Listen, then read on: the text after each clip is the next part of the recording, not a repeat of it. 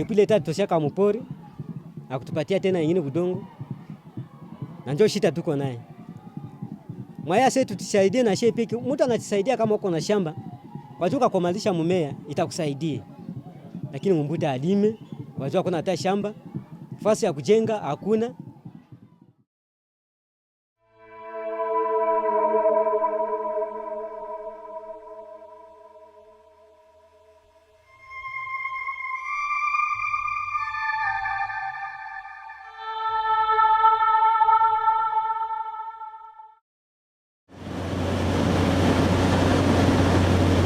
It is no secret that millions of native people around the world have been forced off their homelands to make way for oil, mines, timber and agriculture. But few people realize that the same thing has happened for a cause which is considered by many as much nobler: land and wildlife conservation. The conflict began in the bucolic stillness of the Yosemite Valley. From the middle of the 19th century until 1914, when Yosemite became a national park, a concerted and at times violent effort was made to rid Yosemite of its natives. During the same period, most of the major parks created in America, notably Yellowstone, Grand Canyon, Everglades and Olympic, repeated the Yosemite example by expelling thousands of tribal people from their homes and hunting grounds so that the new parks could remain in a state of nature. This practice of conservation was exported worldwide, becoming known as the Yosemite model.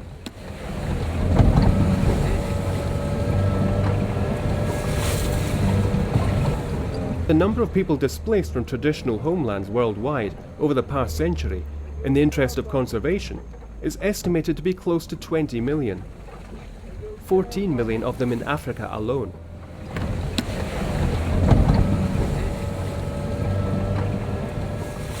The latest conflict between conservation and indigenous peoples is the Ogiek case in Kenya. Since time immemorial, the Mau forest has been the home of the Ogiek tribe, a mostly honey and fruit gathering people. Some of them still live deep in the forest in their traditional way. The majority these days also grow vegetables and keep livestock, having been forced into settlement camps. They gather honey from beehives, which they have made from hollow logs and placed high up in the trees. At differing altitudes on the mountain slopes, the trees all flower at different intervals, so that the Ogiek can usually harvest honey all year round.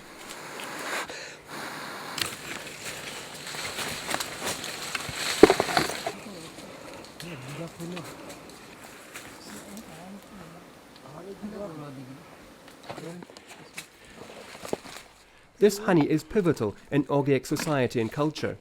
It is used for food, for brewing beer, and also to trade with neighbouring peoples outside the forest. But times have changed in recent years.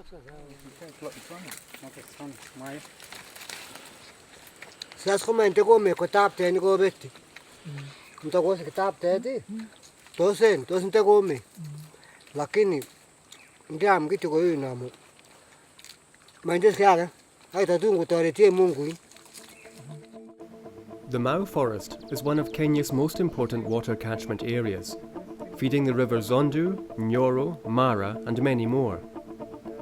The River Mara is the lifeline of the Masai Mara, a large national park, well known for its legendary biodiversity and abundance of wildlife, which extends into Tanzania's famous Serengeti. As a result of the semi-legal and illegal settlements in the Mau forest by tens of thousands of Bantu and Nilotic people over recent decades, and the transformation of vast forested areas into farmland, with the resulting degradation leading to pasture, or more often these days wasteland, more and more rivers in Kenya are drying up, and the country experiences drought. In 2009, this resulted in a compulsory relocation of people by the Kenyan government. But that approach is highly controversial among the population and has fueled many conflicts. Another extremely controversial matter is how to deal with the Ogiek. Up to now, they are permitted to stay. As indigenous people, they have rights over their land, as written in the UN conventions.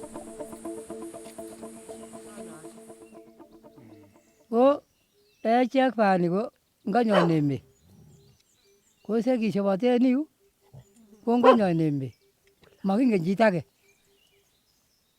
Ikose ko baan ng'alekab boisiek kimekingen non kowech keberberitu kae kingen kebeber ko bani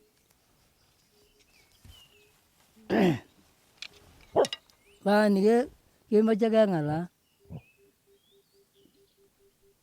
kele ngonyon emet. Ko ngonyon emet koai kowisakse kayai emet. Mekochu kichobo keny. Mekibwotwon ng'oning keny. Akoek chu nikisibira. Amu kikeny wecha nikindoroi emet boisiek kokasir kijanani kosibi ot kakimwa kwanda. What will be the future of those people when they are evicted from their homelands? And what will be left of their unique culture?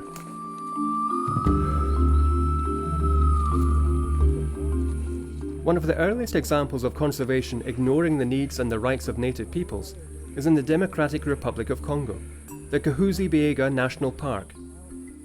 Today, this vast area of primary tropical forest is the home of the last eastern lowland gorillas, who live only here at an altitude range of 2,100 to 2,400 meters above sea level.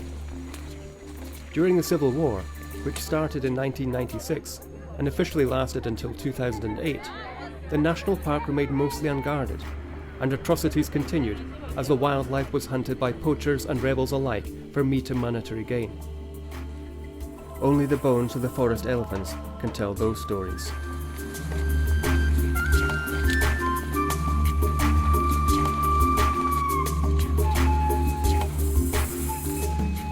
Around 250 gorillas are left, and it is not easy to find them.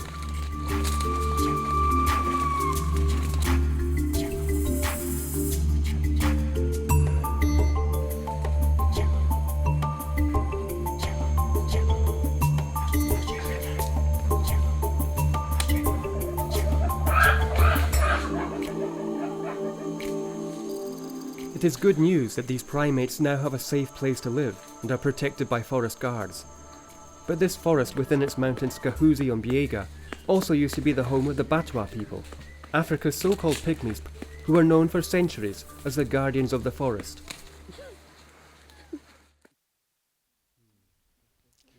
Ndio tunafurahi pariki iko na sisi tunaifurahia, lakini kimoya tunachukia ngambo ya pariki haiweze kumbuka, serikali alitukumbuke na sisi kama walitufukuza. Leta kafukuza mtu kwake, anamuonesha ingine nafasi asa hapa ndo taikala, lakini sisi gouvernement tuyue namna gani gouvernement iko inatumika, na bya gouvernement tuyue kama ni kazi beko banafanya juu serikali inatusahabu. Mgouvernement kama nasema ngitupangia yetu nafasi tungifurahi. Na kama banashinda baturudishe tena mpori yetu. Tubakie tu ndani ya pori yetu sawa vile tulikuwa tunabakia. Haiko kusema se tutabakia tunasumbuka.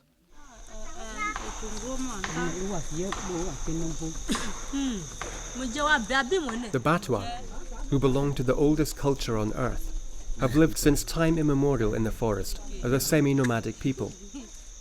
Their cultural identity is based on their relationship with the forest. They perceive their environment to be plentiful and benevolent, calling the forest mother, father, provider and lover.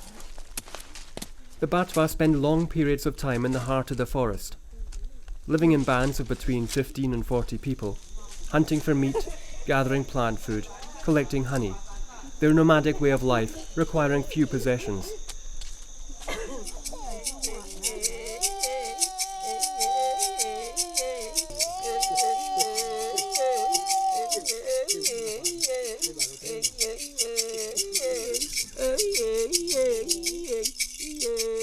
The Batwa's lifestyle was adapted perfectly to the environment, and their survival had always depended on the survival of the forest itself.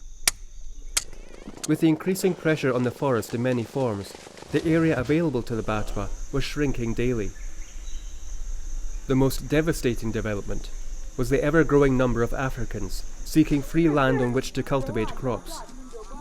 This led to the creation of the Kahuzi-Biega National Park in 1970, and all Batwa were forcefully evicted from their homeland.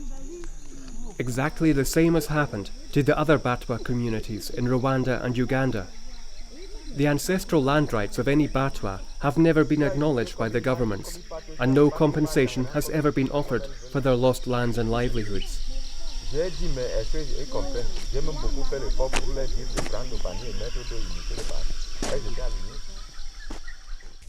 Maisha yenyewe tulikuwa nayo ndani ya poli, tulikuwa na chakula mule mupoli, tulikuwa na viazi ya poli, tulikuwa na asali, tulikuwa napata nyama ya bule, hatukukuwa na hangaika na chakula ya sasa tutafutishe makuta tu, tulikuwa natosha nguvu yetu kutafutisha asali na kuua nyama, na vile tulikuwa napata asali mule, hatukukuwa nateseka. Sasa hivi tu leo tuko nateseka.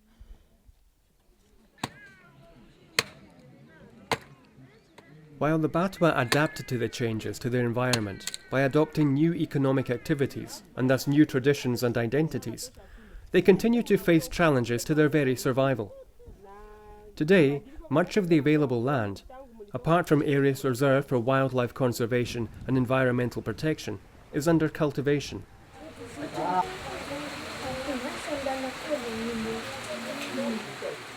Unable to access their ancestral lands or to practice their traditional lifestyle and economic activities, the Batwa continue to suffer discrimination and violence as a result of ethnic prejudices.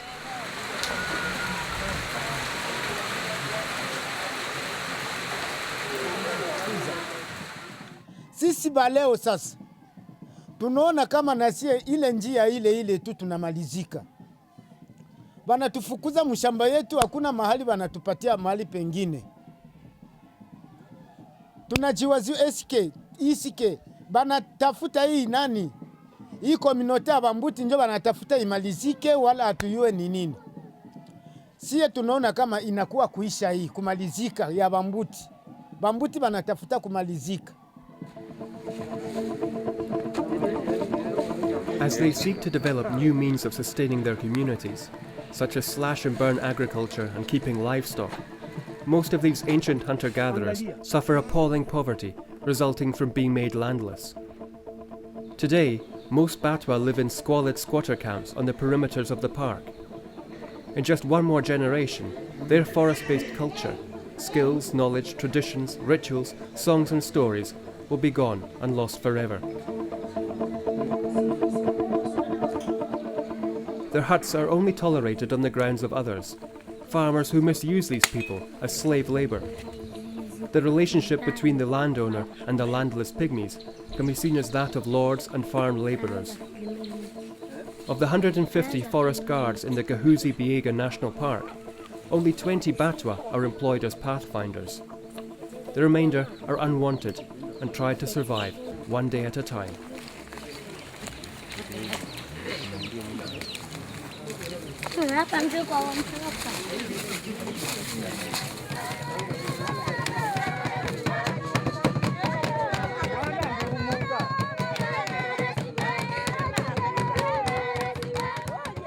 All that remains of their previously rich and unique culture is their language and beautiful forms of communication, expressed in song and dance. These performances weld their communities together, where sharing is of great importance and solidarity does still exist.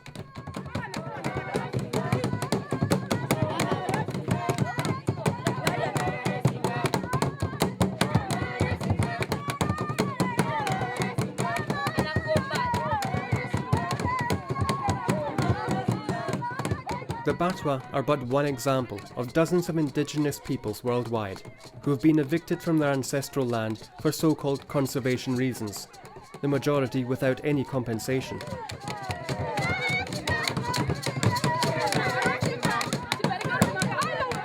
Another case of this practice can be found in the East African country of Kenya. One of the largest conservation areas is the Tsavo East and West National Park. Since the elephant hunters were pushed out of Tsavo Park when it was created in 1948 as Queen's National Park, the Wata tribe has struggled for both an identity and a livelihood in modern-day Kenya, where hunting elephants is illegal. Even though their traditional lands were expropriated for tourism and conservation, they have received no benefits or compensation. 60 years of economic and political neglect has left them truly marginalized.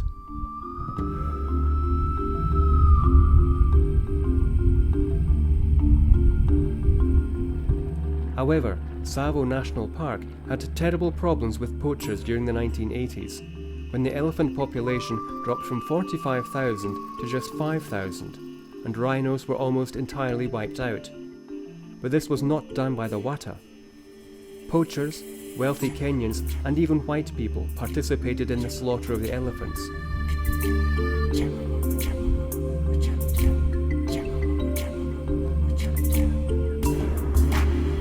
The report of the UN Special Rapporteur on the situation of human rights and fundamental freedoms of indigenous people in Kenya omits many smaller pastoralist and hunter-gatherer communities who are still not legally recognized as individual tribes.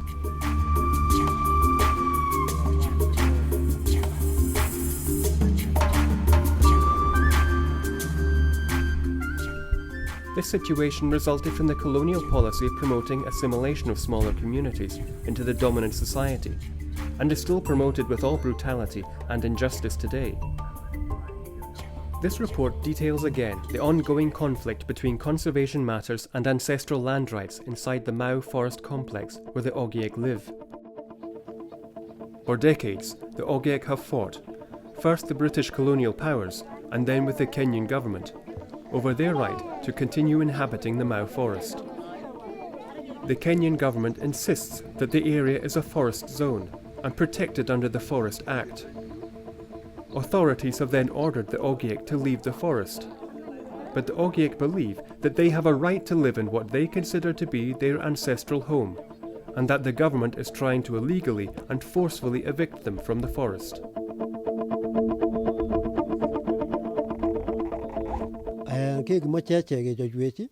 Kokenakista biik iskebakach keteboten keribe emenyon kokichuke kichu amun ele serikalit en kerib biik komokiribe kochuke kichu kinge kong'ete sururu mpaka nimbo bararket koyekiyenyon kokimach keribe kemoe kityo kesom serikalit ngonakista biik konakta bichon kikimutu koba korenywan kebakach echek koroninyon kerib timin Mau koyekei tugul. Kokyoktyo moe kemwoin sekretari kelechi okie kongen korib tinye ng'omnotet neo neriben timdo okie ko nekisib koribokis timon keyochi ot kosing'oit amu kingen kerib ot kosing'oit koketon kekichu kobwa beek nemach kinakisa bichu komosing'oitu.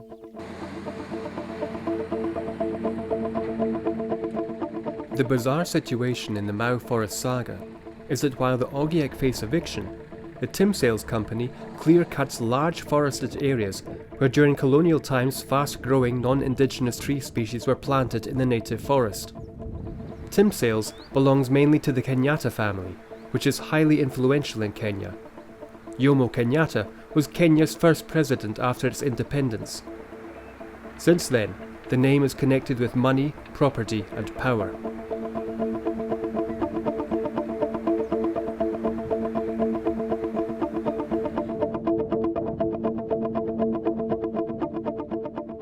How powerful the family is became clear on the 15th of January 2010.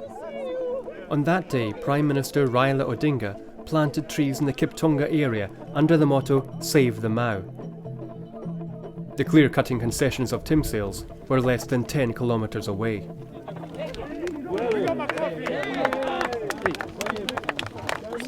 There were no logs to be seen along the logging roads, as they usually are on this day. They had been removed as a precaution for the media spectacle. Tim Sales, meanwhile, advertised their timber products during the planting ceremony at an information booth. However, Raila Odinga seems to be the only one in the Kenyan government who understands the true situation of the Ogiek.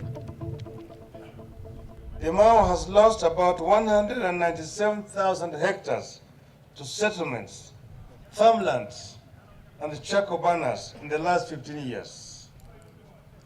The excisions of the 2001 saw the forests lose more than 61,000 hectares, leading to widespread hue and cry. The cries went unheeded, and today the damage is there for all of us to see. The Batwa, and maybe soon the Ogiek, are examples of how indigenous peoples close to nature, are being systematically expelled from their ancestral lands. They become refugees of nature conservation efforts, which are often gimmicks or have ulterior motives rewarding mining, water, timber, or other corporate industries. What is left are uprooted, dispossessed, and destitute people, falling swiftly into alcoholism and prostitution.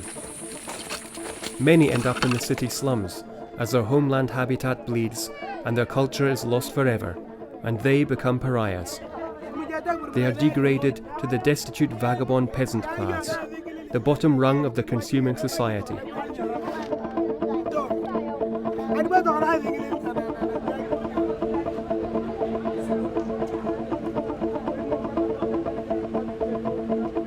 Robert H. Nelson, professor at the School of Public Affairs of Maryland, says about this issue. In some cases, local populations have been displaced and impoverished in order to create national parks and to serve other conservation objectives. Under the banner of saving the African environment, Africans in the last half-century have been subjected to a new form of environmental colonialism.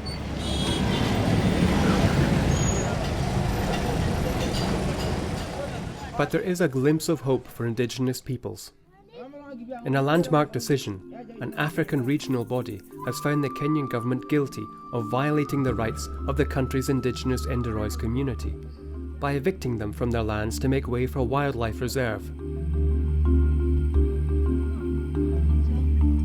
The decision, made by the African Commission on Human and People's Rights, creates a major legal precedent by recognizing, for the first time in Africa, Indigenous people's rights concerning traditionally owned land and their right to determine their own development path. The eviction of the Enderois people by the Kenyan government and the annexing of their land began with a public declaration of state ownership of the land to create the Lake Bogoria National Reserve in 1973 and continued until 1986. During this time, the community has consistently suffered violence and threats. The complaint was lodged with the African Commission in 2003, claiming that the Kenyan government had violated the African Charter by failing to recognize and protect the ancestral land rights of the Enderois.